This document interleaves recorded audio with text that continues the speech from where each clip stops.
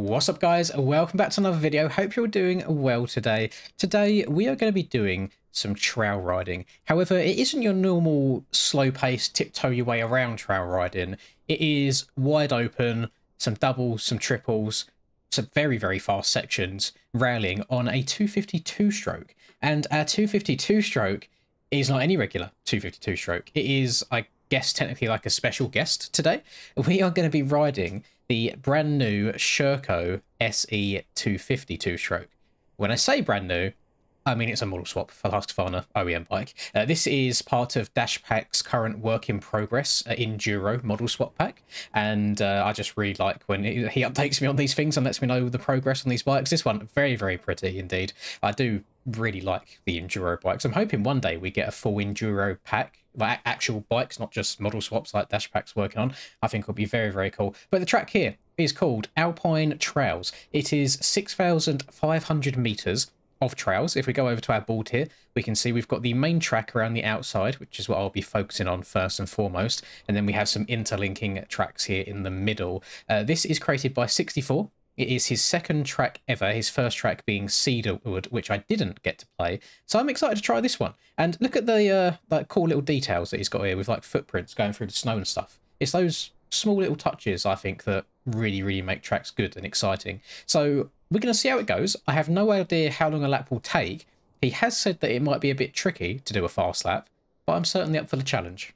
That is a rather pretty looking cockpit view, if I'm being completely honest. Although, I'm not sure if he was aware, or if it might be intentional, I don't know. So he slapped number 35 on the bar pad for me, but then it's upside down, a little bit further below that. So I'm not sure if that was intentional or not. Let me quickly slap the map on, the speed, and the standings. There we go. So he said, go from the start and go in a dead straight line, and then from this point, you should be able to find the start-finish line. And if I get lost or confused, the main trail, he's put a bunch of blue signs around the outside of it. If the blue signs are on your right-hand side, there's a finish line right there. If the blue signs are on your right-hand side, then you are going the correct direction.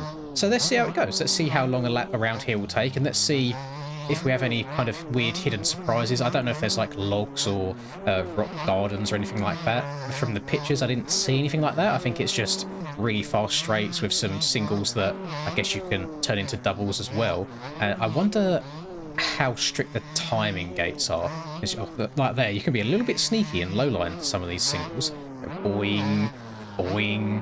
This is a different kind of like enduro riding to me. I don't consider this like proper enduro.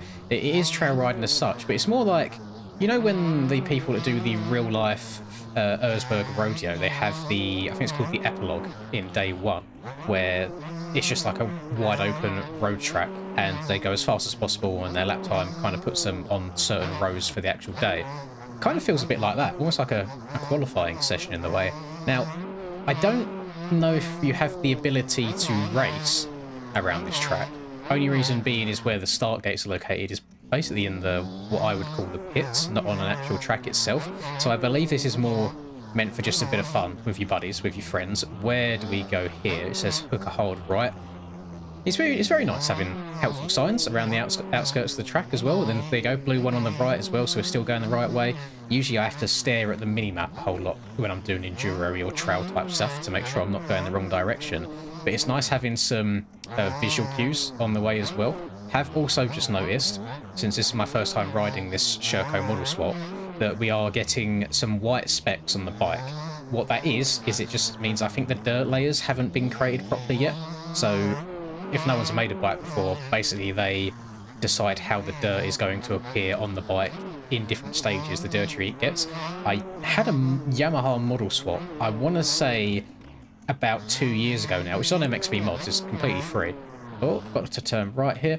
Yeah, I had a model swap back then which would get white stuff all over the handguards, and every now and then, let's see, do the tyres do it as well? We have what we call the cummy tyres. So bear in mind, this is still a work in progress. This isn't a fully finished bike by any means. So I will relay these little issues back to Mr. Dashpack for him to work on some more. And it's really nice just how publicly available model swaps are now. To say we went through a period where it's like every single model swap would be paid, and now we've obviously got massive OEM model swap packs on the MXB Mods website. If you don't like those ones, then you can download like the factory bikes to ride them because they look different. You can download the A-kit bikes to ride them because they've got different models as well. A lot of the bikes come from like the same base models. I think a lot of them are MX Simulator related originally. But then with different people importing them and different people working on the texturing of each bike, etc., they all, and scaling as well, they all look different in their own ways. So I really like that. I like when different people have a go at doing the same thing but have their own different creative twists on it. So is my lap time going to count? It did count. It was only a 3-minute long lap time. I reckon if I was to really learn this and grind it out, which I'm probably not going to do, let's be honest, there's no reason to grind it out, I reckon I could get that lap time sub 3 minutes. Although now I've said that, I kind of do like the idea and I kind of do like the challenge. It's just if people would be interested in watching me sitting here and grinding this very short track to try and get a lap time under 3 minutes, especially when things like that can happen. And I now went from being like 2 seconds up to now 2 seconds down. That's actually quite a lot of time to regain on tracks like this. I love how he's built the outskirts up. It's like so the track is almost like dug into the snow, so you have banks on both sides, so you can just really go as fast as you want and just get the bike cranked over. Of course, the Husky 252 stroke is one of the fastest 2-strokes. The Austrian bikes are very quick all around across the board, whether it's KTM, Husky or Gas. So it's always a pretty solid option. The only reason I tend to not go for it and tend to go more in the KTM direction is I find the Husky's suspension to be quite on the stiff side of things. A lot of the Austrian bikes are, but I usually find that with some suspension tweaks and changes you can get around that, where especially on the 450, for whatever reason, no matter what I do to like the 450 or the four-stroke Huskies in general, I can never make them things feel soft. They always feel absolutely rock solid. So that's why I don't usually use them too much. But on the flip side, that's why I really like the Husky 450 in Supercross, for example, because you need quite a stiff Supercross in suspension. Yeah, great job, Bins. 10 out of 10 English. You need quite a stiff suspension in Supercross just to try and survive it, especially with the speeds that we go these days. I did see an announcement. I didn't see it personally. It was in the MX Bike Shop Discord, I believe. That I've gone the wrong way 2 laps in a row. That is not very good. Yeah, I saw an announcement that apparently the SMX series in game has been moved back a bit. My only guess is that the people working on the track probably have some real life stuff coming up, so they'll be a little bit delayed. And I would rather the tracks be delayed coming out by another week or another month, whatever it may be, than the tracks being rushed and not being particularly amazing or fun to ride on. And I believe I don't have an actual exact date, but I think it's going to be November-ish time when the racing actually does begin. So we still have some more time, lots of time to sit there and practice your Supercross abilities. I certainly will be. Once the Nations event is all finished in game, I'll probably then work my way over to the Supercross tracks, probably do a few videos, maybe live stream a little bit of just me testing. Whether it will be public lobbies or not, I'm not too sure, because Supercross can be a frustrating thing, especially when you've got people of varying skill levels all riding the same track and doing varying rhythms with each other. So we'll see. Maybe 1 or 2, and then maybe some solo ones as well. That is not the line you're meant to take. Right, I want to give this one more attempt to see if I can get a sub 3 minute. I'm pretty sure it's confident. I just need to keep my eye out for rogue singles messing me up, like the one I had on this last lap. I will try my very best and double over that, rail this outside, go to this outside as well. I think it was this next straight here after this left-hander. So if I soak this one up this time, then jump that one, then double here. So you lose a tiny bit of time just by checking up and rolling the first bump, but then it's much better to lose a little bit than crash and lose a hell of a lot. So we'll keep it on the track, keep it on the track. I have to say, this Husky is handling things very nicely. Step down here to the left. Oh, the front end was going to go there. Little step on to then a step off. Really flowy through these sections. It's not like, I don't think he's just randomly placed singles wherever he wanted to. He has actually spent what seems to be a good amount of time and effort at making sure that these singles all link together, so you can almost treat them like rhythms and just hop, skip and jump your way through. It's not like you're kind of bashing each single, if that makes sense. You're flowing your way around, you're trying to find the best way around, the smoothest way around. And I just love getting the bike cranked over in some of these ruts and berms. Got a double, almost a triple there. landed on the back wheel early to make sure the front wheel stayed above the bump, and then you can cut down afterwards. Now, where is this bit of the track that I keep getting wrong? I'm going to go right here. Don't know if that was the bit just yet. I think it's a little bit later than this. Got a few S-bends coming up here, so around to the left. I'm 5 seconds up on my time right now, so if I can keep it clean for the rest of the lap, I should be able to gain a little bit more. So I'm pretty sure I've had at least 2 crashes on every single attempt. Down to the left here. I'm just going to keep it up on the pegs. No need to sit down too much, or just keep an eye on where we're going. Round to the left here. Right, this is where I keep messing up. So off to the right-hand side. Ride the bank in. A little bit scumbaggy there, actually. I think I missed 1 or 2 of the singles by doing that. Then get your ass off out of the seat. Lean right back. Jump this over to the left slightly as well. These blind jumps could be a little bit tricky as well. I'm just keeping an eye on the track map on the right-hand side when I do so, just to see how far they actually turn. And then, yeah, yeet.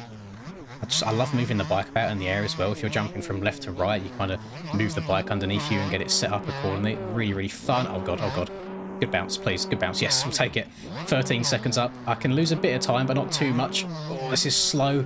This is very slow. I'm just kind of going up rather than going forwards. Come on, survive. We've only got, I think, a few corners left. A few sections left. Get on the power. Oh, get on the brakes. Just use this as a berm. Lovely stuff. Through all the choppy stuff again. Double our way. It should be up and to the left. I want to try not to jump off the side of the track this time. Let's check up a bit. Keep it within track limits. Lovely. Survive. Over the line. Bosh. Sub 3 minutes. What was that? 2 minutes 55.25. So there you go. It's a nice little marker for all of you lovely people. So what I want to do as well is I want to try and experiment with some of the bits of track that I've not been able to do yet. So let's go this way as well. And 64 has said in the description of this post that the track can be ridden in both directions, so you're not limited to your one way. You can go whichever way you want. As you see, we've got caution signs going one way, and then when you get behind, there's caution signs going the other way as well. So essentially, you've got 2 tracks in one, which is very, very nice.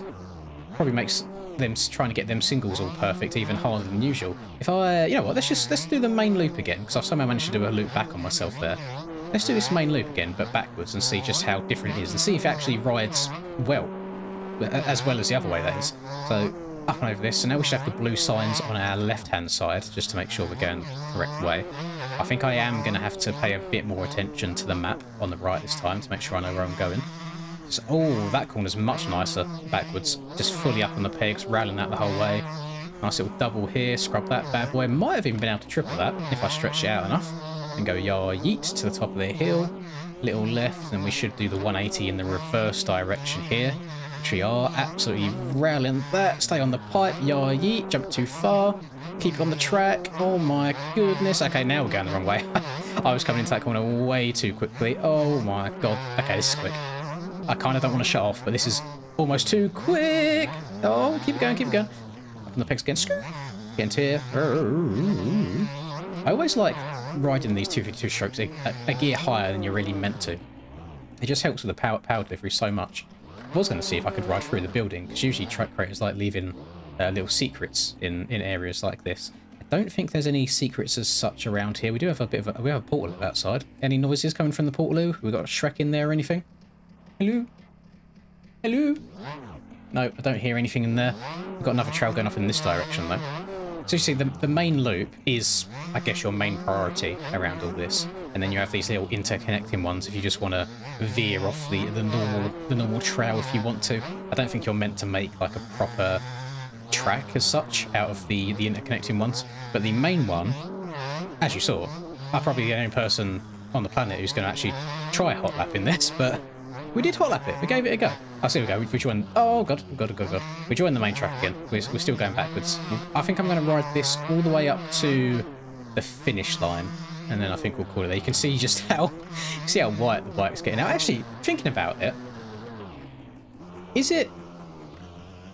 No, it is. Yeah, it is. I was wondering, is it actually the model that's getting white on it from not being done properly with the dirt layers yet, or is it just got white on it because we're riding through snow?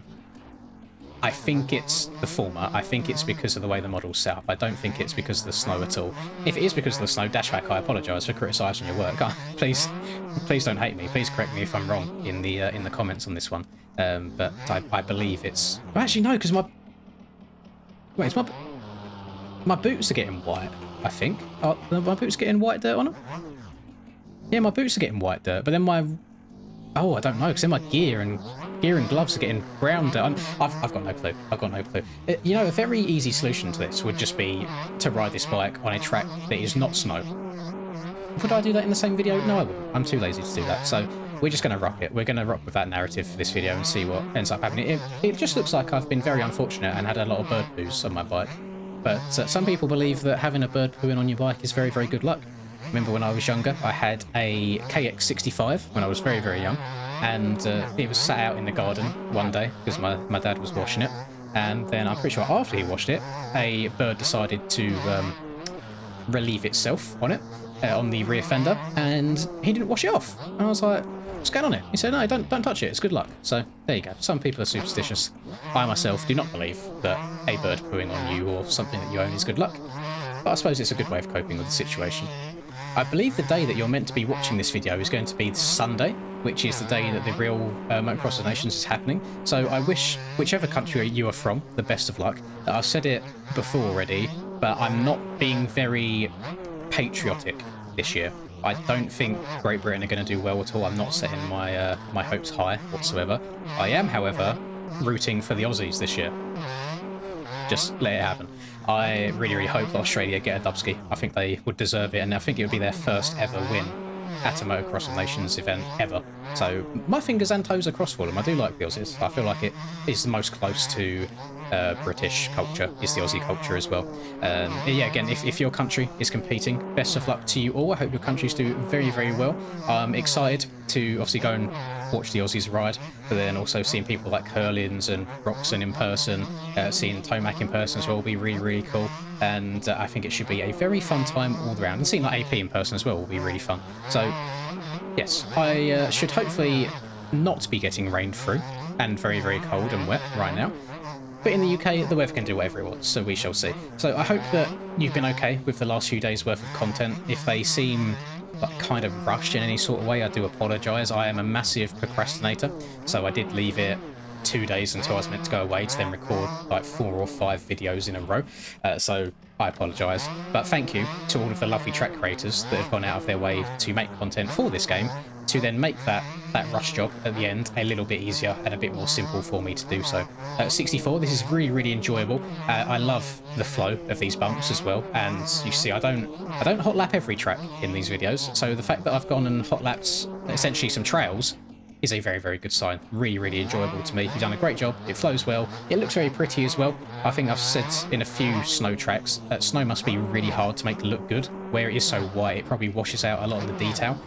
Whereas like darker textures, as you see on these rocks right here, darker textures kind of show the contrast a bit better, whereas the white textures, it's probably quite difficult to get it looking good, but you've done a really good job of that. So W's all around, and W's to all of you for watching. Thank you very much. I hope you have enjoyed it. If you did, by all means, please do drop a like and subscribe to the channel if you want to see some more.